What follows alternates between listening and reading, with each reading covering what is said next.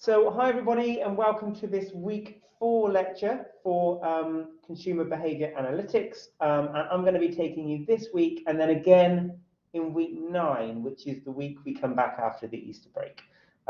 So you only have to see me twice and then for the corresponding workshops. So also it won't be this Thursday, but next Thursday we'll have the workshop linked with this lecture. Anyway, hope everything's going to work fine. Yes, it's looking good.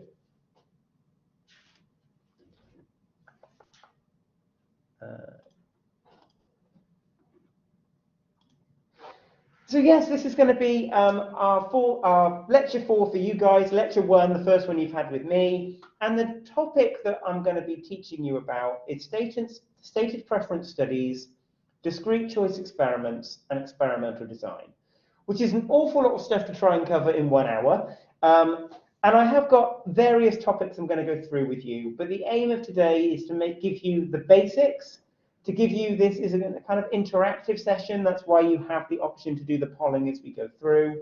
But if there's anything that's not clear, drop me an email. You can see my email there on the screen. Office hours are normally tomorrow mornings, 11 to 1. I have no idea how that works with your timetable, but if it clashes with anything, again, drop me an email. We can just meet at any other point as and when you need. Okay, so this is what I'm going to go through with you today.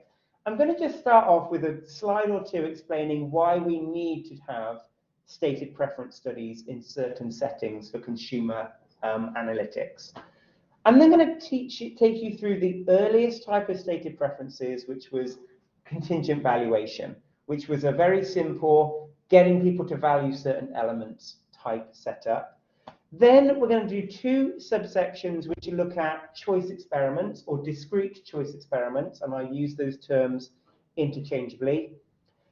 I've got one little slide here that links these choice models to utility functions, and I believe the sorts of things that you were then doing with Amrish on utility. And the reason I give you just one slide on this is that that is going to be what our workshop is on next week, where I'm actually going to take you through how we might simulate data assuming a utility function takes a very simple form, and how we can then use that to perhaps pilot test a study that we might have constructed. I'm going to do a set of very brief slides on experimental design and the sorts of things that you might want to consider when you're designing an experiment. And I think these are really nicely timed because they come in at a time when you're just starting to do some of the dissertation workshops, and maybe you're kind of inherently thinking about maybe doing experiments or maybe not, and this might attract you to do it, might put you off doing it, but at least you're getting an idea of the sorts of questions you might want to have early on. And like I say, if anything's not clear, if you ever have any questions, pop your hand up. More than happy for you to interrupt me, or if you're more comfortable to write in the chat and you want to ask a question that way, that's fine. Okay, so let's just start off with what stated preference studies are and why we need to have them. Broadly speaking, whenever we do any training in microeconomics, which is my kind of background, we have this idea that consumers, producers are rational people. They make rational choices, and we're fully informed about the kind of things that we want to buy and how much we purchase, or how much we want to make and how much we would bring to the market. And assuming that those consumers or producers were rational means that we can then make decisions or make assumptions on why they've made the decisions they want to make. So as a consumer, thinking about consumer choice and consumer behavior, we assume consumers are rational, they make rational decisions, and then the decisions we see them do in the real world help us to understand the decision-making processes. But there are lots of situations, and by situations it could be there are certain markets or certain types of goods where it's not easy to elicit or tease out the kind of choices that consumers would want to make. And just some of the examples would be where there is no market price. You can't buy certain products on the open market. So I've given you a little picture. Oh, you'll see lots of little cartoon pictures in my slides. But, you know, wildlife, for example, we know that consumers have a value for. They might choose options that involve wildlife in day-to-day life, but you can't buy wildlife on the open market. It could be when you've got a product that isn't currently available, but is in the innovation stage. And those innovators want to sort of know what kind of consumer choices or purchases could potentially be made for a product that is currently in the making. Or it could be where we're seeing a sort of product or service where those consumer preferences are changing very, very regularly or updating frequently. And we see this with lots of different online products and services now, that you can't necessarily rely upon 2021's data in order to inform us what 2022's consumer choices will look like. And when that's true, when it's not easy to get that easy choice data, the product data, the purchase information of consumers, economists are a bit stuck, because they might need that data in order to make very good decisions on projects, proposals, marketing, where to target a product. If you don't have that nice database of choices and choice data, we might be a little bit stuck in terms of answering those questions.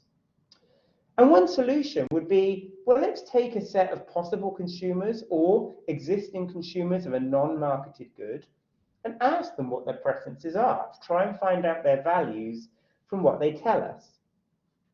And those sets of experiments are known as stated preference studies.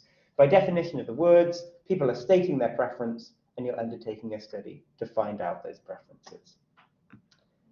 Hopefully nothing too complicated so far, but this gives at least a bit of a background as to why these types of experiments exist. Because there are plenty of types of goods in the economy, or that soon be in the economy, where we don't have a nice back history of product data and product choices people were making. So, first question.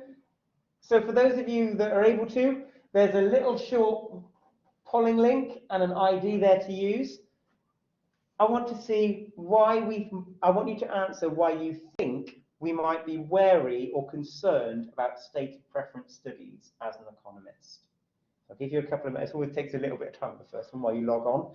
But there's just a very short URL to do, that ID, and then just vote for which of those reasons you think economists might be wary of stated preference studies because of.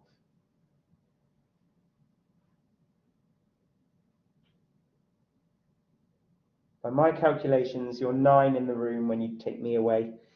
Because I'm actually 3 people in total around here. So I won't expect there to necessarily be 9 if people can't connect, but I'll give you a couple of seconds to vote for your answer. So why might we be wary of stated preference studies?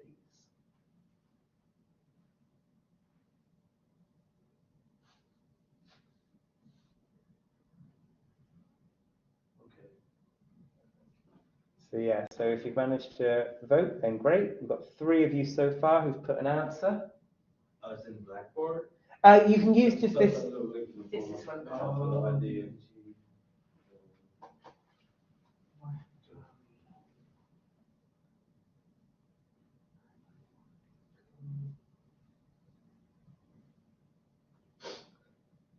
Okay, we're up to 5 of you.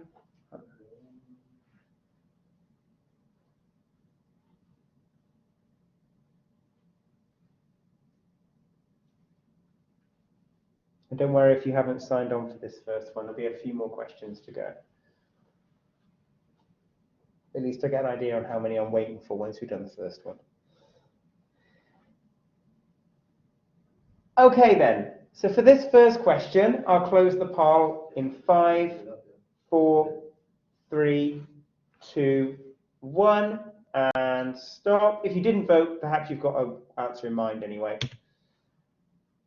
Okay, good. So the ones that were incorrect, none of you went for. So B and E are not really options here.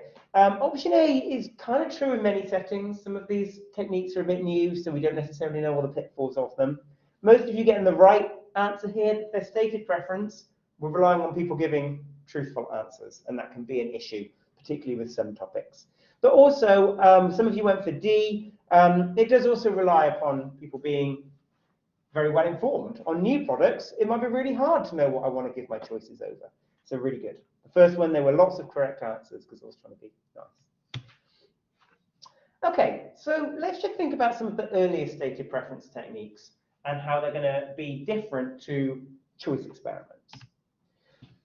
So the first one, the only other one I'm going to highlight to you was contingent valuation methodologies. This was, if you like, the most basic stated preference model you could think of, because what you essentially do is you just ask respondents directly for how much they value something. And what you're looking to do with that is trying to find out people's either maximum willingness to pay, so what's the most that you would be prepared to pay for a certain product, or what's the minimum that you'd need to be compensated with if you were to lose it. Okay, and as you all found out, or you all stated with, or many of you stated with the previous slide, that relies very heavily on people being honest and truthful about the answers that they are giving. But be aware that if you're just going to be asking anybody these types of questions, you can potentially get to both users of a product, consumers who are actually thinking of using this, but also ones that perhaps aren't currently familiar or able to access the product, but might be able to in the future, or might have what we call a non-use value. So for example, they might have a value for the environment that otherwise they never visit, but they know it exists and they like that it exists. And you can also capture this with this kind of study. Now you can either ask one question or a set of questions, but as we will see with choice experiments, you face a trade-off. In economics, we often face trade-offs.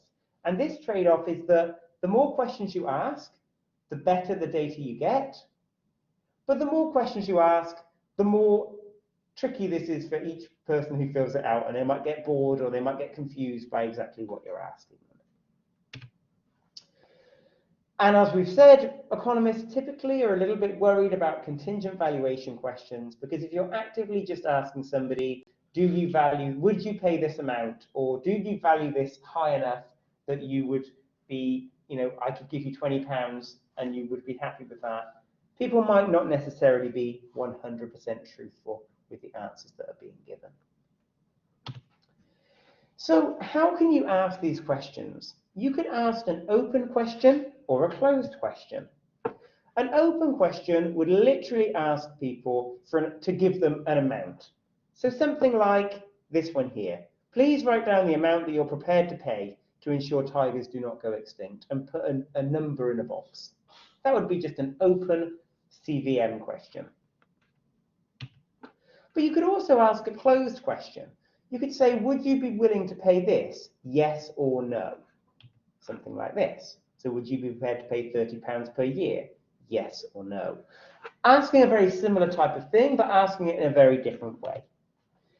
Closed questions are normally a little safer than people who might have very little familiarity with the good. So let's think about another topic, not the tiger. If you were to say, how much would you pay to buy a pill that prevents you ever getting coronavirus, people might have no idea how much money they ought to gauge that against, or the other things they could use their money for. So that could be a really tricky one to give as an open question. But if you try and give someone a bit of a grounding of, would you pay £25 for this pill, at least people perhaps have a bit of a reference point. They're given a little bit of something to hone in on. But with closed questions, you could ask a set of questions if you wanted to. So for example, we could start with, would you be prepared to pay £30 a month to switch to a new vision-censored broadband? I was trying to make something up that sounded impressive. Imagine that you can have your broadband that connects you to when they can see that your vision is using it. Imagine that you ask somebody this. You could, in either situation, then check the other amounts people were prepared to pay or not. So if they said, I'd be prepared to pay £30, you could ask if they'd also be prepared to pay £50 a month, £100 a month, £500 a month. If they said no, you could go lower. So I'm not prepared to pay £30 a month. Okay, are you prepared to pay 20, 10? Are you prepared to pay £1 a month? You can start to ask multiple questions to try and find out their real willingness to pay. If you just did one of those two routes, so either if they say yes to carry on asking higher amounts, or if they said no to just carry on asking low amounts, that's known as a single bounded design. But if you ask in any case, then you'd get a double bounded format. So something like that, single bounded there on the left, double bounded on the right. Okay? And my next question for you all with your polling is that hopefully you can see the thing there in red, the bit where they've answered no, then yes. What have you been able to find out by asking that second question? So what have you found out by the person who is included in the red square?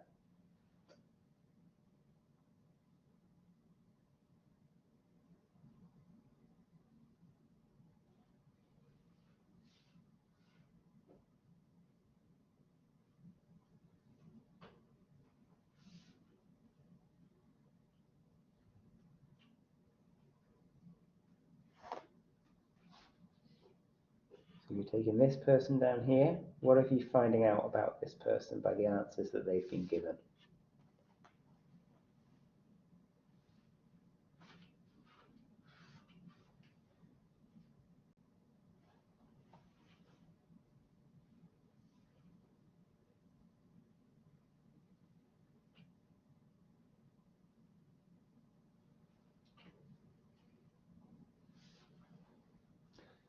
Okay, we're at the same number of responses as last time, so that's a good indication to me we're probably done. So I'm going to close the polling then for this one in 3, 2, 1, and stop. Good, yeah, most of you getting the right answer. So they said no to 30, they said yes to 20. It's looking like they're happy to pay 20 to 25 pound because the next amount that was being suggested there was 25. They certainly are in that bracket. They're definitely in the bracket of 20 to 30. So good, most of you getting that answer. Okay, any questions so far, either in the room or online? Online, feel free to write in the chat. In the room, anything there? Anybody's unsure about? Happy so far? Okay, so that's our little background to stated preference studies and thinking about the earliest ones that were used. Now let's link this all in with choice experiments and why we think choice experiments might be in advance on what you've just seen. So choice experiments are basically a tool that have been used in response to critiques of the CVM method. And if you want to have a look into a case study of where there was a problem with the CVM method, I've given it you very, very small there on the bottom of the screen. But there have been studies where CVM methods have been heavily criticized because we've seen an exaggeration of the amounts people say they need to be compensated, or they say they're not prepared to pay as much as we know they value are good at. So choice experiments are designed as a way to try and overcome that problem. And they've been used in lots of different areas of consumer economics. They've been used heavily in marketing when thinking about how do I market a new or varied version of a product. They've been used in communications, trying to work out how people prefer to communicate and what method of package of communications technology people prefer. And they've also been used in areas such as transport and transport modes of choice, as well as health economics. The idea behind a choice experiment is that you can decompose a good or service into its characteristics or attributes.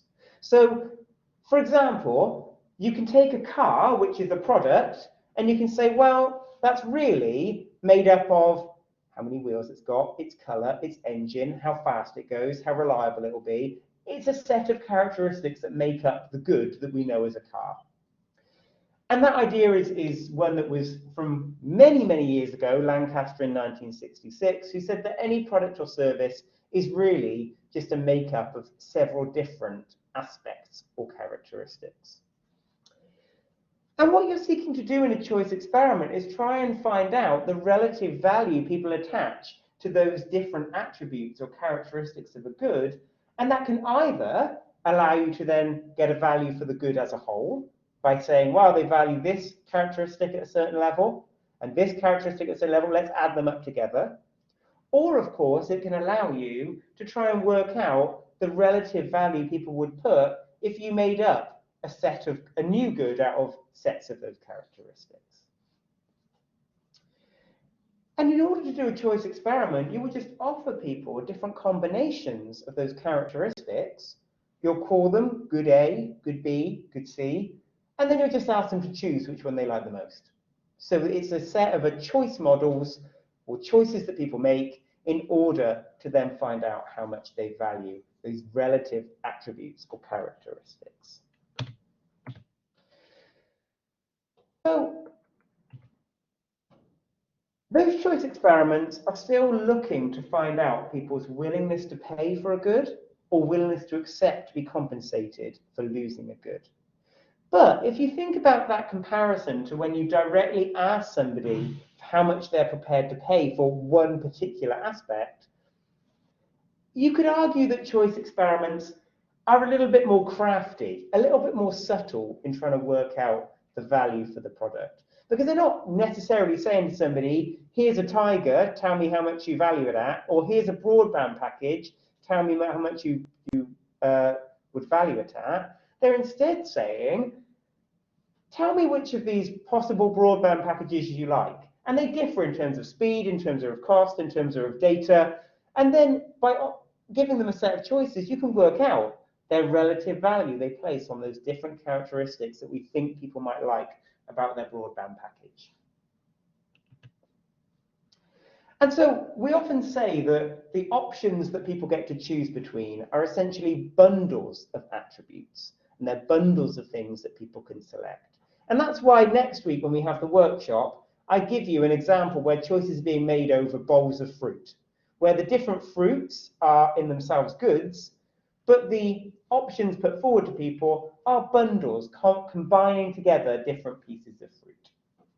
And all you ask people to do in a choice experiment is take bowl of fruit 1, bowl of fruit 2, and bowl of fruit 3. I put them in front of you. Tell me which one you like the most.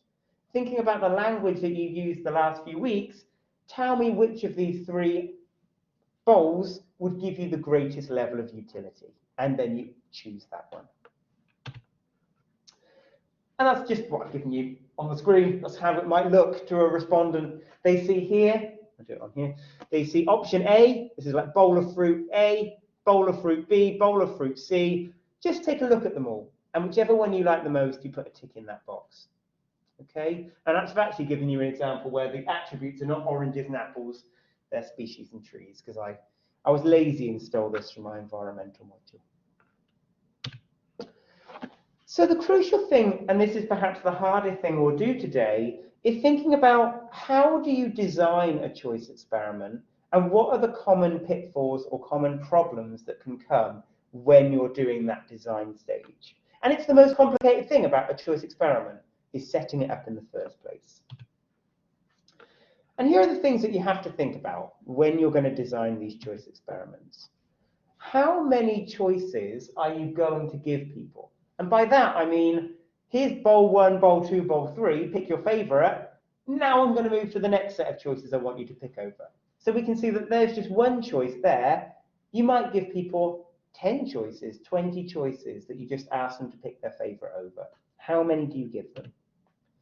How many alternatives or options do you give them within each choice they're making?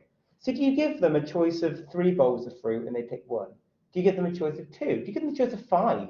How many options are there per choice you make? And those are known as how many alternatives are there within each choice. How many attributes are alternatives made up of? So do you want to give them just 3 pieces of fruit in each option, or 5, or 7, or 9? And that's going to be this next slide, thinking about the attributes you pick. I'm going to stick with the fruit one, it works well. So how many different pieces of fruit you pick to go into the basket per option you give people, and how many levels can those pieces of fruit take across the whole experiment. So what I've given you here is, if you like, the choice experimenter's blank card of all the things they're thinking they could possibly offer. So these are the attributes. In this case, we've got 3. This would be like apples, oranges, bananas. But you could see that for each attribute, there are various levels that that attribute could take. So the top one can take 4 levels, the second one down 3, and the final one 3. And if you like, that is the total set of attribute levels the respondent could pick to make up their choices. And you've got to strike a balance. Again, another trade-off here for an experimenter.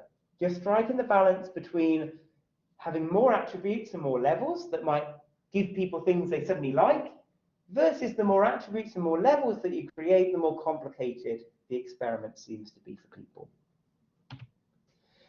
So like I say, in this example, we've got 3 attributes, and each of those attributes either take 3 or 4 possible levels that could appear in option A, option B, option C, etc. And once you decide upon that, once you decide exactly what the grid dimensions are going to be in terms of number of attributes and number of levels, you've got to build up each alternative. You've got to select one of those levels from each attribute to build up a choice option. The total number of possible combinations that you could make a choice up from is known as our full factorial design. Okay, and the full factorial design is basically just answering the question, what's the total number of permutations or combinations that can be made up, that I can make a choice up from, given the table that you see of the number of attributes and number of levels. In this particular case, our full factorial design is 36, because what you're doing is you're multiplying the 4 levels of attribute 1 times by the 3 levels of attribute 2 multiplied by the 3 levels of attribute 3. And you do 4 times 3 times 3, you get 36. And that's really simple, because we've got a very easy set of choices. We've just got 3 attributes, and each one either takes 3 or 4 levels. For larger, if you like, tables of options, when you've got more attributes or they take more levels, the problem becomes quite tricky. You've not just got 36 possibilities, you've got many more than that. And then a researcher has a bit of an issue. They've either got to try and select a subset of that full factorial design, or they've got to block out sets of choices and offer each set to different sets of respondents. Otherwise, each respondent will be sat there having to fill in 300 choices, and they don't have time or the inclination to do so. So why do you think, probably I've given it away, but why do you think blocking might be a good idea if you were looking at the field of innovation? So your product you're trying to value is a new product that's being innovated. Why do you think blocking might be a good idea for that type of consumer analysis?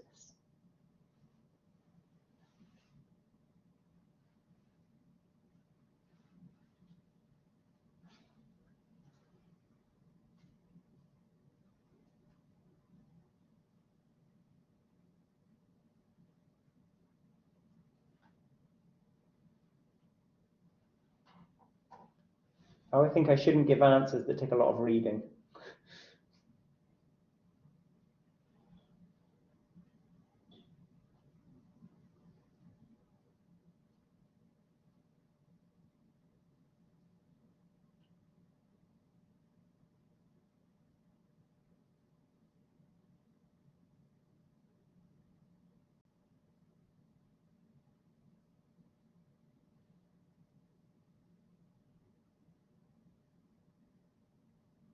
Okay, just going to give you a couple more seconds. We're nearly there. Okay, so for this question, I'm going to close the polling in 3, 2, 1, and stop. Good, okay, so there were 2 right answers here, and half of you got the answers right. So A and C are the correct ones here. You could ask fewer choices per block that you offer, only if you can assume that all consumers or respondents would have a similar utility function by which they make choices.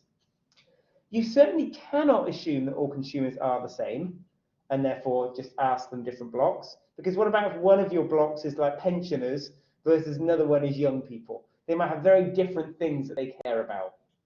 But you certainly could offer a wider range of possible innovatable products and see which one seems to be most popular.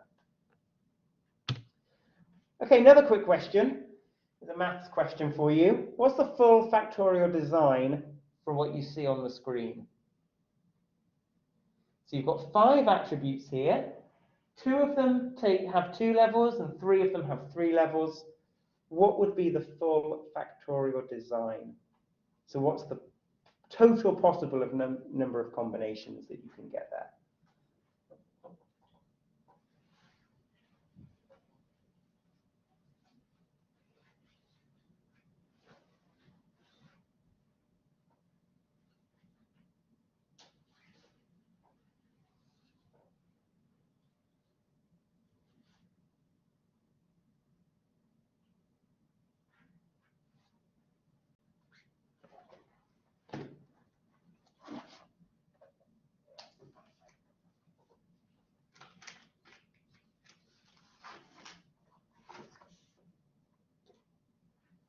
Maths questions never popular on polling. I would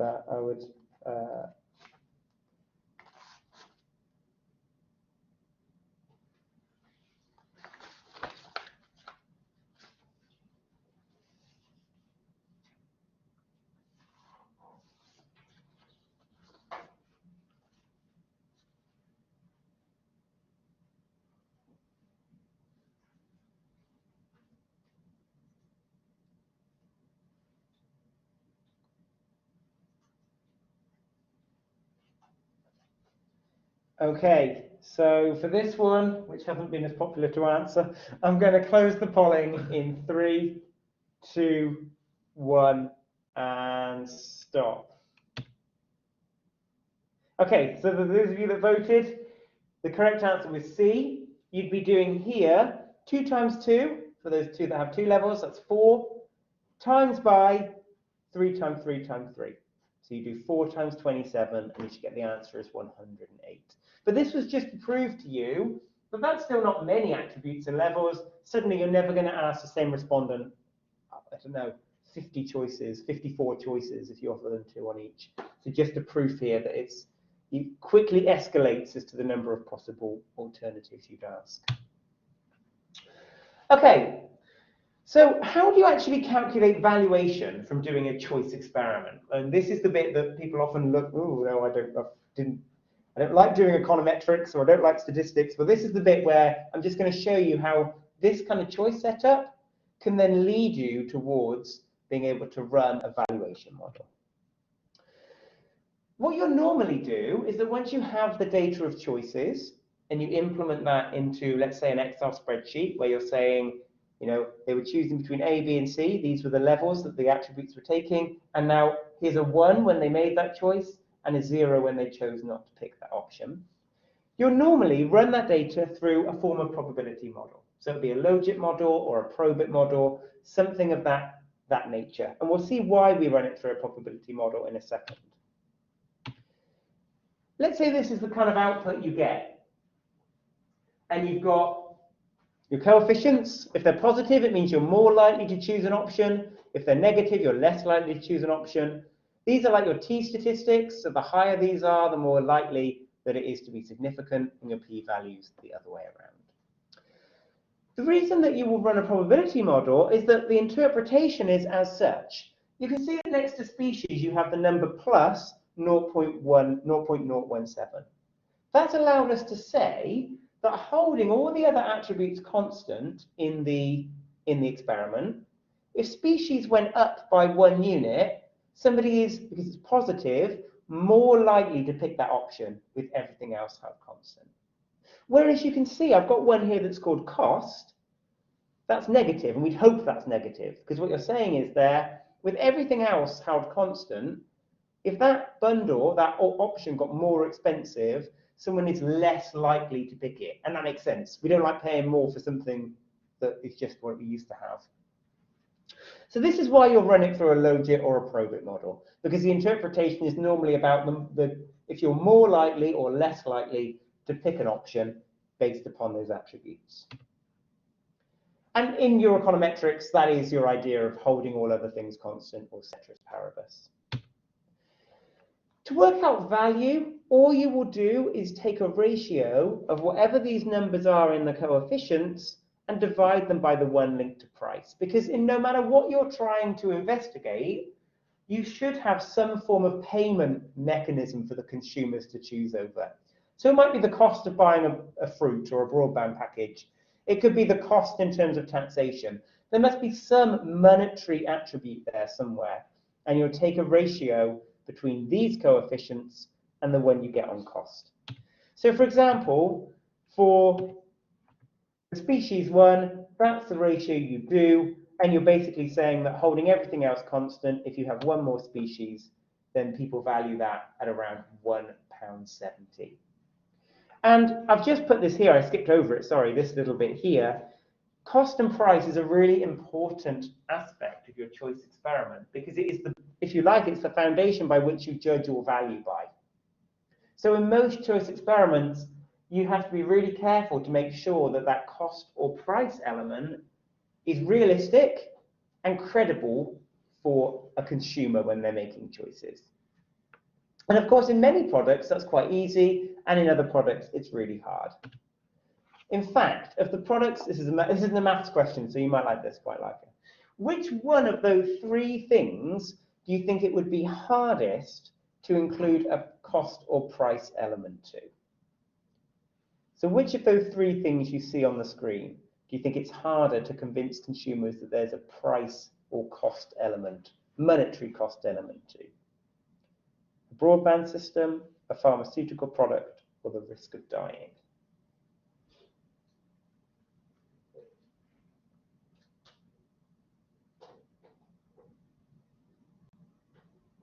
See, I told you I'd get more people responding to this one because it didn't involve anybody having to do any mathematics. Yes.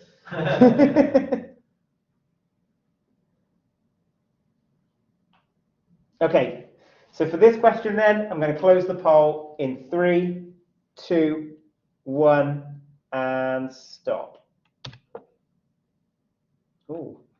Yeah, okay, so certainly the broadband system, very easy, right, to give a price to, because people are aware of how they pay for broadband currently. Some of you went for the pharmaceutical product. Perhaps that's true. It's true if it's a very new product to the market, but at least you could say this is how much you pay for a bottle of it. This is how much you pay for a set of pills, for example. But risk of dying, very hard to put a cost mechanism in place for how you judge the risk of dying. So that would be a very tricky one to do. If you like, just going back to that question, if you like, it's kind of like asking how easy is it for you to market this product as something people pay for, and risk of dying, definitely not an easy one to do. So very quickly, I'm going to go through a couple of these ideas. There are lots of different issues with how you design choice experiments, and we're just going to touch upon a handful of them without going into any massive depth in any one. The first one, very scary looking grid on there. The first one is ensuring that you have balance within your choices. And what I mean by balance is that you need to make sure that each attribute level, roughly speaking, appears around the same amount of time as all others within the choice set. So if you're offering people 8 choices and there's 3 options in each choice, you've got 24 choices, you should try and make sure all of the levels for each attribute appear around the same number of times out of those 24. And why I give you this screen, which took me a stupidly long time to fill in, is that you can see there's lots of noughts and crosses, so they seem pretty balanced, but hardly any blue squares. The reason for that, as we should come on to in the next slide, is that having balance minimizes the chance that you see problems of having odd relationships between the choices being made and the relationships with other choices within the set. In other words, if you've got a balance across all levels for the attribute, you're giving each level a better chance of getting a true value or weighting by the choice data that you received. So orthogonality is a really, really fancy word that is essentially meaning you don't want to ever have two attributes levels moving together. Okay, so you don't want to be having the move from 3 apples to 4 apples always corresponding to a fall in 3 oranges to 2 oranges. Because if that happens, we've got a problem of not being able to know what people are valuing or disliking if you've always got them moving in the same directions together. Okay, and that's really important because it's like overcoming a problem of multicollinearity that many of you probably came across in your econometrics. If you did have two attribute levels always moving together, what is the problem with that, statistically speaking? So what is the issue if you have that movement where every time that 2 apples moves to 3 apples, you're going from 2 oranges to 1 orange? So the two things are always moving identically together. What's the problem with that, statistically speaking? In other words, what's the problem of multicollinearity?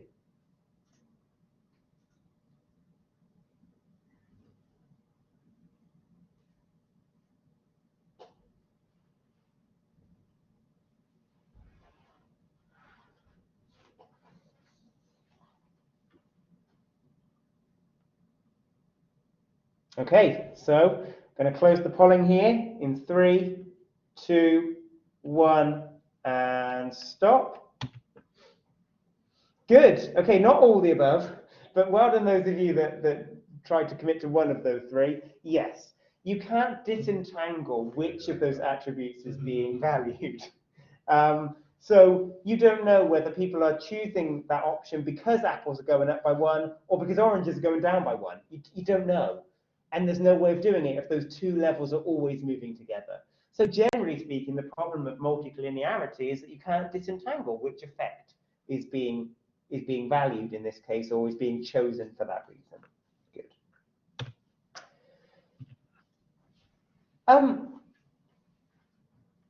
If you have balance, as I've already said, so if you have a balanced amount of levels for each attribute across the choice cards, that actually minimizes the risk of orthogonality being violated. Okay, so because you're not, for example, just having 4 apples appearing once across 24 sets, you don't fall into the trap of that probably moving with something else every time. Now, I would say that a lot of statistics packages do actually have ways to test for orthogonality. So if you've got a design in mind, you can actually run it through a statistics package. But I would also say that it's really important for you to pilot or simulate, which is what we'll do next week, those sets of results and see what kind of answers come out and see if there's a statistical error or people don't understand what you're asking them. So a combination of using a stats package but also testing it is a great way to ensure you've probably got a decent survey. The final one is to make sure that you ensure that you've got a credible and realistic set of choices for people. So I want to imagine that you can see it's a bit small, it'll be a bit bigger on the next page, but imagine you see this choice. You've got option A and option B there. In option A, you've got 8 species and 200 trees and it costs £5. Or with option B, you've got 5 species and 100 trees and it costs £7. Which option would you never choose? Given that that's the choices to you, which of those options would you never choose? Look at them very carefully. Which option would you never choose?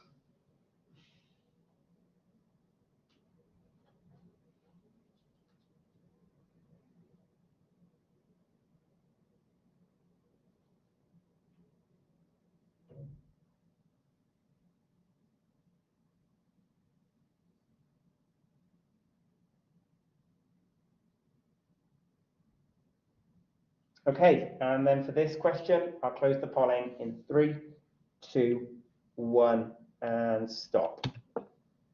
Good, yeah, most of you, luckily, would never choose option B, which you get less stuff off and it costs you more money. One of you, perhaps, the negatives got to you there.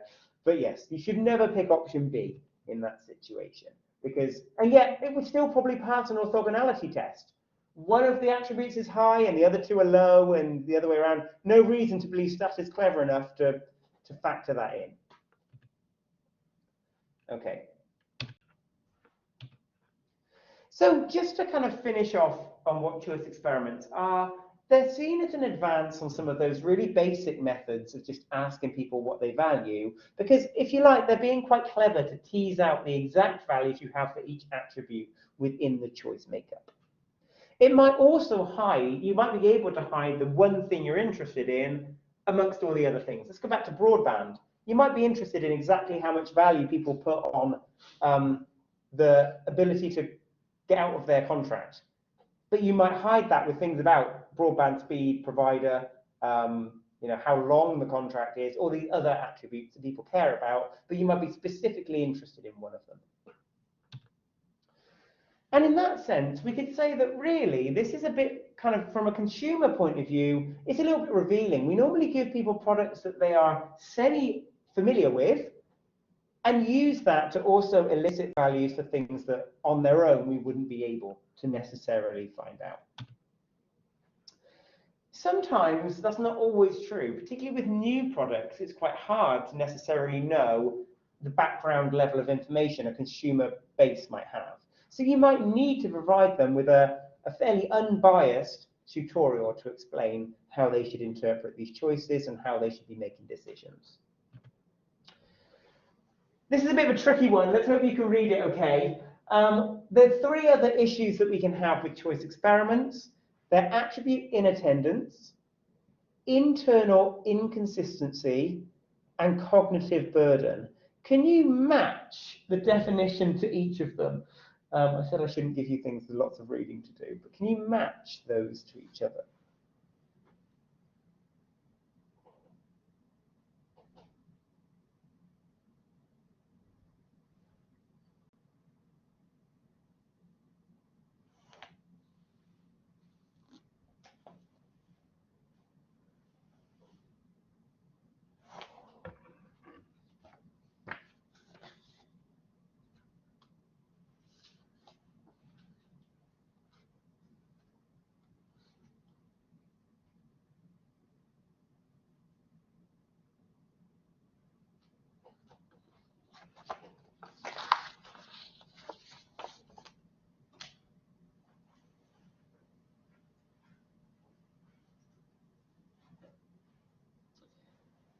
Okay, in the interest of time, I'm going to close the polling for this one in 3, 2, 1, and stop.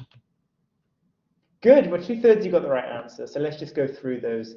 N is equal to Y, so attribute inattendance could be there's certain variables or characteristics people ignore when they're doing the choice design, that's Y. Internal inconsistency could be that you could give people the same 2 choices and they'll make different decisions at different points in time. And then the bottom 2 are right. Cognitive burden is that the choice experiment will be too tasking. So good, well done. The only thing I want to take away from this, or this slide, is that choice experiments, on balance, take an awful lot of planning and design. And if you think you want to do one, then it does take a little bit of time to make sure you've got it in the setup the way you want it to do. But if you can design them well, then they're a really great way to potentially find out lots of things people value that overcome a lot of the hypothetical biases that are associated with early or most stated preference studies. Be aware that they're not perfectly and universally accepted by economists. There's many that still feel, well, these aren't real products out on the market, so I don't know if we can accept those answers, but certainly they're a great way for you to include that valuation into more traditional methods as well. So the final couple of sections I'm going to take you through, neither of which are going to take particularly long, is going to be a slide just thinking about the link between choice and utility, and then some broad thoughts on experimental design. First of all, one way that could bridge that gap, particularly to those economists who are skeptical over choice experiments, is to link them to utility functions and seeing how the choice experiment could represent utility. And if you like, this is exactly what we're going to do next week in the workshop. We can actually superimpose a utility function and look at how the choice experiment would give the sorts of answers that we might or might not expect. So what we'll do this with next week in the workshop is an additive, very simple additive utility function, but it's possible that you could design a choice experiment in any of those three types of ways and then simulate the data based upon what each choice would give as a utility, and then making sure that the pretend respondents would pick the one that made them happiest. And then just look at what the choice data and the logit model would show you once you've done so. And like I say, we're going to do that with the top one next week.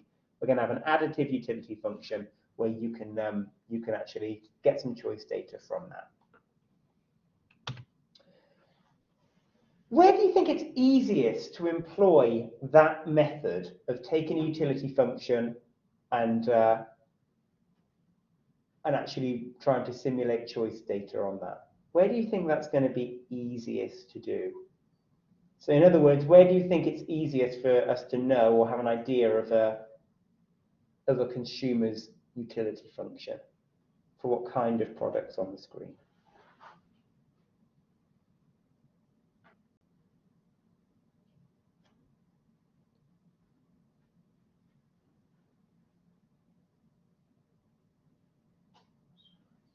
Okay, you're all done. So I'll close the polling in 3, 2, 1. Good, yeah. I think new versions of an existing product, it's far easier for you to have a good idea about what that utility function might look like.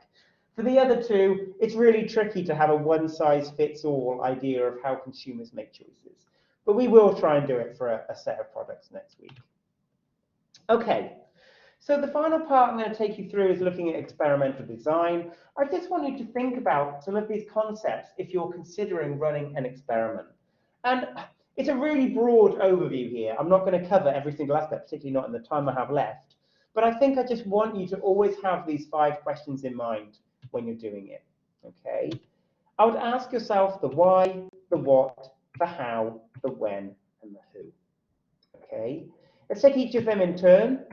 For the why, think about what your experiment is wanting to achieve and how the way you design that is going to be important to trying to ensure you can achieve that aim. Okay? And the why is a really important thing if you are considering doing this for your dissertation, because the way you ask the questions should hopefully help you get towards the research question you want to answer. For the what, think about exactly what it is you want people to make choices over or you want to experiment on. So for example, if people aren't very familiar with the kind of thing, the what, that you're trying to survey them about, it's going to be really hard for them to engage in the task, and therefore you might really struggle in terms of getting people to take part or to carry on with the experiment. So we'll think about what the subject matter is and how difficult you think your average consumer will take to be able to get on board with what's being asked of them. For how, it's kind of the easier ones. You need to think about the kind of experiment you'd like to run and how that might fit with your overall objectives. So sometimes it might be a choice experiment, sometimes it might be a survey, sometimes it might be a focus group. The type of experiment you want to run will very likely be quite obvious, and you'll look to the literature as to what's been done in the past. But it's important to think about how exactly, whether you have the capability and how many people you would need to necessarily get involved. What about when? So there's lots of ways you can look at when. You can think about when do I do it in the day, what time of year do I do it at, in terms of when do I locate this? And I think the main thing for you to think about here is linked with representation of what you're interested in finding out. And in survey design, we're often very interested into the robustness of your findings. And robustness often asks, firstly, if you did it at the same time of day next week, would you get the same results? But also, if you picked Wednesday and Thursday mornings, would you have got similar types of results had you chosen to instead ask this survey on a Saturday and Sunday afternoon, or a different time of year, or a different year? So always think about when you're going to be running your survey and whether that's going to create a unique set of consumers versus a representative set of consumers. Finally, who are you going to actually target, and are you concerned about representation? How are you going to sample people, and what sampling method will you use? And just be aware, and I say this a little carefully, but I believe it's true, particularly for some of the experiments you might seek to do, you don't always need to be overly concerned about, have I got a representative sample of the general population? It might not even matter that you need a representative sample of the general population. If you don't, just make sure you've got a good explanation as to why you chose the sample you did.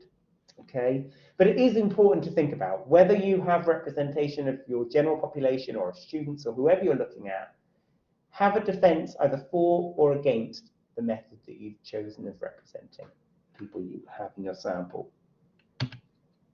Okay, I have literally no minutes left, but let's just wrap up with a conclusion.